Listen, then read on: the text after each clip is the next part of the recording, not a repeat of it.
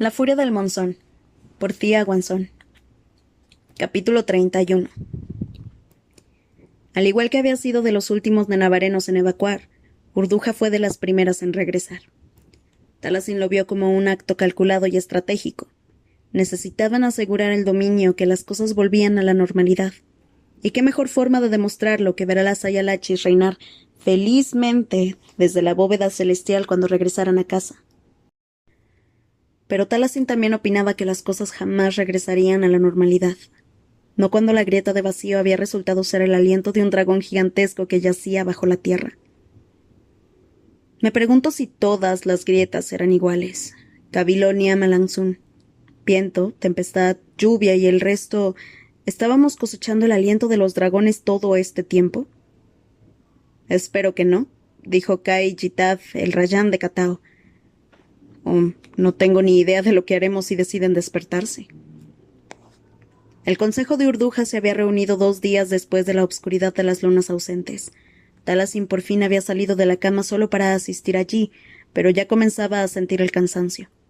Alaric apenas se había movido cuando ya había llegado la hora de zarpar desde Llantas hasta la capital, y no había tenido el valor de obligarlo a acompañarla a la reunión, especialmente no cuando necesitaba toda la energía posible para lidiar con su corte durante el baile de máscaras que tendría lugar la noche siguiente. Creo que lo que el Devoramundos hace es una especie de estivación, dijo Ishan Baikar. Reduce sus procesos metabólicos, quizás para extender su esperanza de vida. Antes de esto, el dragón más antiguo que se conocía rozaba los 900 años, y supongo que Bakun se despierta una vez cada 1000 años, solamente durante 1 hora, pero expulsa más y más energía mágica cada vez que lo hace. Después el ciclo comienza de nuevo, aunque eso no explicaría todas las otras veces que la grieta de vacío se ha activado antes de que eso ocurriera. Ishan trataba de conciliar la ciencia en el folclore, pero Talazin solo sabía lo que había presenciado en la mirada del Devoramundos. Exhala el vacío voraz cada vez que sueña, dijo, con la batalla y con ella. El resto de los miembros del consejo parecían algo incómodos. Luf Rasmi, la tía de Suracuel y la mano derecha de Urduja, se tocó de forma nerviosa los anillos de ópalo que llevaba en los dedos. Si realmente tuvo lugar una batalla, ¿cómo lograron nuestros ancestros guiar a una bestia como esa hasta el volcán? Había otros etermantes en Enabar en aquel entonces, dijo Jitad. No solo los encantadores. Quizás fue así como pudieron hacerlo. Se subió las gafas más arriba sobre el puente de la nariz. Quizás deberíamos matarlo. Le echó un vistazo a Talazin con una mirada esperanzada, de una manera que le recordó a su promesa de alianza, en un pasillo iluminado de forma tenue y rodeado de retratos. De ninguna manera, dijo Urduja. Necesitamos la grieta de vacío. Es nuestra arma más poderosa, única en todo Lir. Yo no diría que ya sea muy única, Harlican, respondió Jitad. Debo recordarle que Kesad se ha hecho con... Aún no sabemos cómo mantienen su suministro, replicó Urduja. ¿Qué ocurriría si la grieta de vacío desapareciese para siempre y los corazones de éter de Nenabar se acabaran? El Imperio de la Noche será la única nación en todo el mundo que cuente con esa tecnología.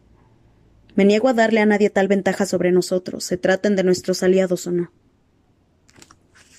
En especial cuando planeamos traicionar a dichos aliados, pensó Talazin, pero no lo dijo en voz alta. Jitad era el único noble allí presente que no estaba al tanto del trato de Nenabar con Sardovia. Y así debía seguir, ya que su grupo de disidentes podrían usarlo en contra de Urduja de alguna forma.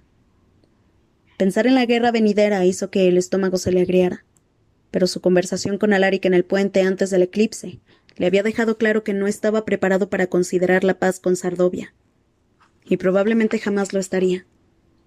Lo máximo a lo que podía aspirar era salvarle la vida. Una vida que no la incluía a ella, no después de lo que iba a hacer, de lo que tendría que hacer. Talazin se obligó a guardar a Alaric en una pequeña caja en el interior de su mente, cerrándola momentáneamente por completo. Lo importante era seguir avanzando y necesitaba que aquella reunión terminara. No tenemos que matar nada, declaró entonces. Hemos comprobado que se puede razonar con Bakun. Tan solo necesitamos que ese conocimiento se mantenga hasta... hasta la próxima vez. Le tembló un poco la voz. 1 milenio era demasiado tiempo. ¿Pero puede razonarse con él antes de que exhale en la noche del eclipse séptuple? Preguntó Gitav, y Taliesin captó la forma en que se dirigió a ella de forma más amable que a Urduja. O nuestros descendientes aún necesitarán la magia del eclipse para frenar la época yerma. No hay nada que nos asegure que tendremos acceso a ello en 1000 años. Podríamos tratar de asegurarnos, dijo de forma vacilante Ishan. La etermancia se hereda a través de la sangre. No sabemos si las propiedades conductoras de la magia del eclipse están en la sangre de la casa Ibralis o de la casa Usinast, pero... Bajó la mirada hasta su regazo, como si de repente le pareciera que sus manos eran sumamente interesantes. Podemos preservar ambas si la línea sucesoria de su Alteza y el Emperador de la Noche no se interrumpe. Se produjo un grito ahogado colectivo por parte de Luf, Niama y el Akpi. La Saya Lachis era demasiado astuta como para mostrar tal emoción, pero sí que se tensó ligeramente. Pero el príncipe, que se había mantenido en silencio durante toda la reunión y que sinceramente había tenido aspecto de estar algo aburrido, en ese momento parecía totalmente horrorizado. Taliesin, o la chica que Taliesin había sido antes, también habría estado horrorizada. Se habría sonrojado por completo, habría comenzado a balbucear y habría despotricado contra la mera idea de tener un heredero con Alaric o Sinast, cuando ya había tenido que casarse con él, y cuando un día destruiría su imperio. Pero Taliesin había aprendido alguna que otra cosa de su abuela. Observó al Rayán Gitav, que estudiaba la reacción del resto de los miembros del consejo con el ceño ligeramente fruncido. Podría escucharse hasta el vuelo de una mosca, comentó Gitav de forma distraída. La Lachizka y el Emperador de la Noche ya están unidos en matrimonio y obligados a preservar el linaje. Ciertamente este objetivo no es nada nuevo ni muy alejado de lo que ya ha impuesto. ¿No es así? Taliesin se esforzó a esbozar una sonrisa calmada y ligeramente divertida. Tendrá que perdonar a mi padre, Rayán Gitav. Cuando se trata de su única hija no soporta este tipo de conversaciones. El Akpi tosió. Eso es cierto. Se dejó caer contra el respaldo de la silla. Urduja comprobó el reloj que había en la pared de forma intencionada. Nos reuniremos de nuevo para discutir este tema más adelante, dijo. Alonsina ya está lo suficientemente ocupada preparando llantas para la celebración de mañana. La forma en que le sostuvo la mirada a Taliesin de forma breve lo dejó muy claro. La próxima vez que hablaran de aquel tema, no sería en presencia de Kai y Gitav. Alaric no había esperado ni tampoco quería que los nenavarenos se postraran a sus pies por salvarlos de la amenaza fantasma que era la época yerma, pero habría estado bien que el sastre real mostrara algo de gratitud. Sin embargo, cuando dicho sastre irrumpió en llantas aquella tarde, Alaric tuvo que soportar varios minutos de humillación, como siempre. Podría haberlo soportado todo mucho mejor si hubiese dormido lo suficiente, en lugar de que lo despertara de forma brusca el chillido incesante de un págalo ante la ventana de su dormitorio. El animal le entregó la noticia de que su nave de tormenta había regresado a Puerto Samao tras huir del vacío voraz con el resto de los navíos nenavarenos. Por si fuese poco, en cuanto Belrock vio la cicatriz en la cara de Alaric, se quedó bastante pálido, pero el sastre se recompuso rápidamente. Aun así, aquella reacción no hizo nada en absoluto por mejorar la pobre opinión que Alaric ya tenía del hombre. «Creo que con esto concluye nuestra última prueba, Su Majestad», le dijo Belrock a Alaric, mientras un ayudante guardaba el traje para el baile de máscaras en un baúl. «Le haré algunas alteraciones y le entregaré el conjunto al completo mañana». «¿Quieres decir que aún no está terminado?», le espetó a Alaric. «Me enorgullezco de otorgarle a cada prenda que abandona mi taller una calidad perfecta», le dijo Belrock con una arrogancia gélida. «Hay algunos detalles menores que podrían mejorarse. Por supuesto, alguien que no sea un experto podría pasarlos por alto fácilmente». Alaric sabía por dónde podía meterse Belrock sus detalles, pero estaba deseando que aquel desagradable encuentro terminara lo antes posible. Abandonaron su estudio obligados a caminar juntos, envueltos en un silencio incómodo, dado que ambos se dirigían escaleras abajo, y con los ayudantes de Belrock pisándoles los talones. Por un azar del destino se encontraron con Talasin y Niama en el vestíbulo. Una vez que se hubieron saludado todos, Belrock se giró hacia Niama con un grito entusiasmado. «¡Daya Langsun! ¡Mi luz, mi musa!» «Ay, venga ya, Belrock», le dijo Niama, pero no dudó ni un instante en agarrarse al brazo del sastre con una sonrisa encantadora. Su Alteza y yo acabamos de terminar de pulir los detalles del plano para los asientos del baile de máscaras. «Ah, los nobles no saben divertirse», la regañó Belrock. «¿Qué sería de la vida sin una crisis diplomática de vez en cuando?» «Sinceramente dudo que la Daya Razmi pueda soportar nada más en este momento», soltó Niama, y Belrock estalló en una sonora carcajada. Aunque parecía bastante animada antes, durante el consejo, el milagro de haber evitado la época yerma. Se giró entonces hacia Alaric. Si la cicatriz de su cara le parecía molesta, no lo mostró en absoluto. «Por cierto, muchas gracias por eso, Su Majestad». «¿Cómo estás?», soltó Alaric, que se giró hacia Talasin. Lo preguntó como si llevaran muchísimo tiempo sin verse, como si no vivieran juntos.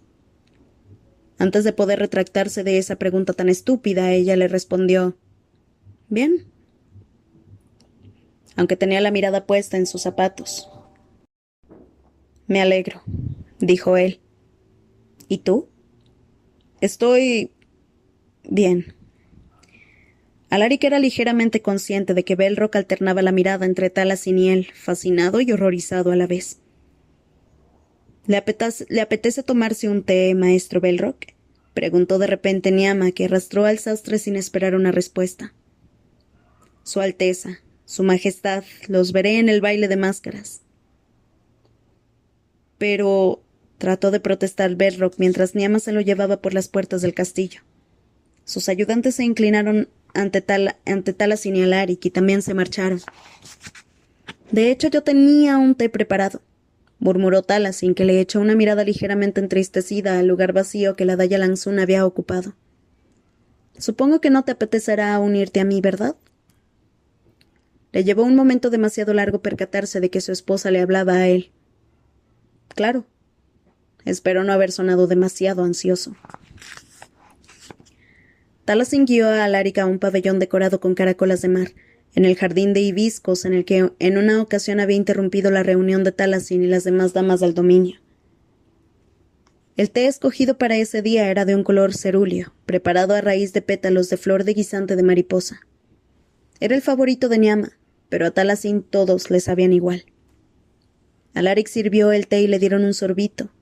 Como siempre, Talasin trató de no fruncir el ceño ni arrugar la nariz.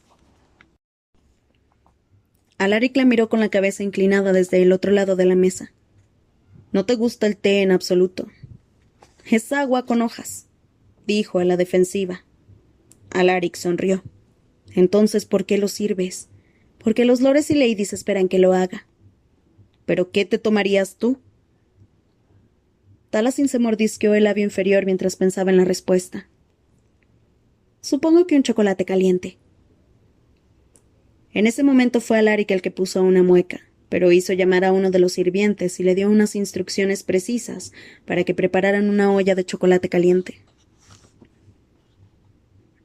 Talasin decidió no decirle que entre la nobleza del dominio no era nada adecuado tomar chocolate a esa hora. Lo cierto era que le gustara que fuese tan considerado, así que decidió disfrutar de ello, y cuando la olla del humeante e intenso líquido dulce llegó, se animó de forma significativa. «Eres la heredera del trono nenavareno», comentó Alaric mientras bebía su té, y Talasin le daba un sorbo a su chocolate caliente. «No tienes que hacer nada que no quieras hacer. De hecho, podrías marcar una nueva tendencia. Ninguna que te guste a ti por la cara que has puesto». «Ah», sonrió de una forma que hizo que la luz del sol brillara con más intensidad. «¿Te diste cuenta?». «Tú te has dado cuenta de lo mío antes», le dijo ella. «Pensaba que se me daba mejor disimular lo poco que me gusta». «Es por una cosa que haces, es como...». Se rascó la mandíbula como si se avergonzara un poco. «Alzas la barbilla de un modo concreto cuando aguantas una circunstancia que no te gusta». «Bueno, a ti te tiembla el ojo».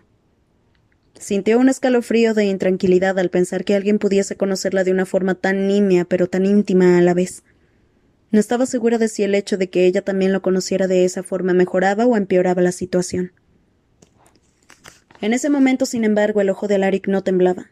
En su lugar, cuando sonrió ampliamente, se le arrugó la piel alrededor de los ojos. No entendía por qué aquello la dejó un poco sin aliento, como si acabara de besarla. ¿Me habría temblado el ojo si hubiese ido a la reunión del consejo? Le preguntó. ¿De qué? ¿Estás bien? Talasin se atragantó con el chocolate. Antes de que Alaric pudiera levantarse de la silla para ir a comprobar si estaba bien, alzó la mano para decirle que sí lo estaba. Te habrían temblado los ojos, los dos, le dijo con la voz tomada mientras se limpiaba la boca con la manga. Quiso castigarse a sí misma por olvidarse de que para eso estaban las servilletas. Le contó lo que Ishan Baikar había sugerido para que el linaje Osinaste y Brali se preservara, y así poder frenar la siguiente época yerma. Se lo contó a pesar de lo incómodo que era, y se lo contó porque al final se habría enterado. Y también se lo contó porque una parte de ella sentía que aquello era lo único sobre lo que podía sincerarse sin arriesgar la seguridad ni la vida de nadie más. Alaric encajó la noticia con un gesto serio, pero no le tembló ninguno de los dos ojos. Hoy ha sido la primera vez que han sacado el tema, añadió de forma apresurada. Jamás se me había pasado por la cabeza. Me tomé el preventivo todas esas veces. Talasin, dijo en un tono demasiado calmado, en su opinión, pero bastó para que parara de hablar. Alaric tomó aire con tranquilidad. En el fondo siempre supe que en algún momento tendríamos que hacer esto. Los dos reinos necesitan herederos, y con el tiempo esa necesidad se volverá imperativa para nuestras respectivas cortes. Este nuevo plan no cambia lo que ya se daba por hecho cuando nos casamos. Su mundo dio un vuelco y se volvió frágil como el cristal. Hijos. Con Alaric. Un hijo para Kesad y una hija para Nenabar. Veo aquel futuro ante sus ojos, unas imágenes nebulosas y sin rostro. Lo único que pido, dijo él, es que esperemos hasta que la situación del continente se haya estabilizado. Si hay un niño, no deseo que crezca durante la guerra. Como nosotros. Las pesadas palabras se quedaron flotando entre ellos. Talasin no miraba al emperador de la noche en ese momento. Tan solo veía al chico al que habían enviado al frente demasiado pronto, como ella, y que entendía lo que eso conllevaba. Tan solo veía al hombre decidido a ser mejor que el pasado. Sería tan fácil amarte en otra vida. Aquel pensamiento brotó en su interior con un sentimiento nostálgico, y entonces la atravesó, así que lo apartó. Sí, dijo ella. Me parece bien esperar. Mientras que estemos de acuerdo entonces. Alaric observó el jardín a su alrededor, la abundancia de flores naranjas y rojas, con sus grandes pétalos que caían como faldas. Miró también los caminos de guijarros que atravesaban una hierba de un intenso color verde. Era pintoresco e idílico, y real. Después de todo, hemos llegado hasta aquí. Caviló Alaric, que pronunció los pensamientos de Talasin en voz alta.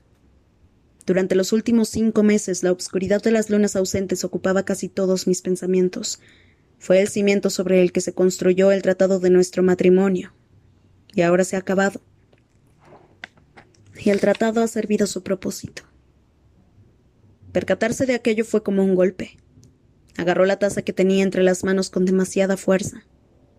El remanente sardoviano y los aliados que habían reunido actuarían entonces.